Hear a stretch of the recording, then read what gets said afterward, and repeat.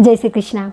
एक साल में 4 नवरात्रि होते हैं, 2 प्रत्यक्ष होते हैं, 2 अप्रत्यक्ष होते हैं। 2 के बारे में सबको पता रहता है, लेकिन 2 गुप्त नवरात्रि होते हैं, उनके बारे में बहुत कम लोगों को पता होता है। तो अभी 19 तारीख को गुप्त नवरात्रि चालू हो रहे हैं।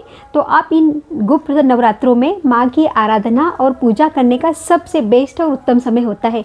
तो हमें इन 9 दिनों में भी, जिस तरह से हम शारदीय नवरात्रि आते हैं या फिर राम जी का जो जन्मदिन मनाते हैं, उन नवरात्रि में जैसे जोत लगाते हैं, कलश की स्थापना करते हैं, 9 दिन व्रत करते हैं, माँ की आराधना पूजा करते हैं। तो इन दिनों इस 19 तारीख से भी हमें माँ का कलश स्थापना करनी है, जोत लगाना है, 9 दिनों की माँ की आराधना करना है, पूजा करना है।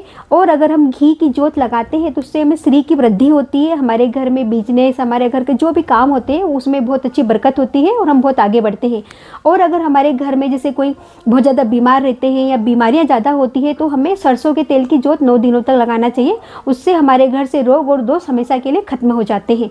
तो आप इन 9 दिनों तक माँ की आराधना, पूजा, और गुप्त का मतलब होता है कि हमारे मन में माता रानी का साइलेंट में चैंटिंग चलती रहे। तो हम माँ का कोई सा भी एक मंत्र ले लेना है और हमें उसको बोलते रहना है। और 9 दिनों तक हमें दुर्गा अर्थ सप्तश्लोकी का भी पाठ करना है। जो उसमें से हम पाठ कर सकते हैं, इसके बारे में भी मैं आपको ज़रूर बताऊंगी हमें कौन कौन से पाठ करना चाहिए। और जो छोटे छोटे रहते हैं उनको तो हम रोज़ कर ही सकते हैं।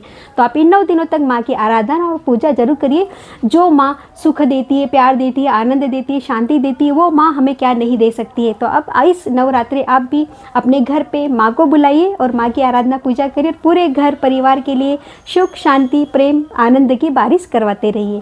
खुश रहिए, मस्त रहिए, मुस्कुराते रहिए।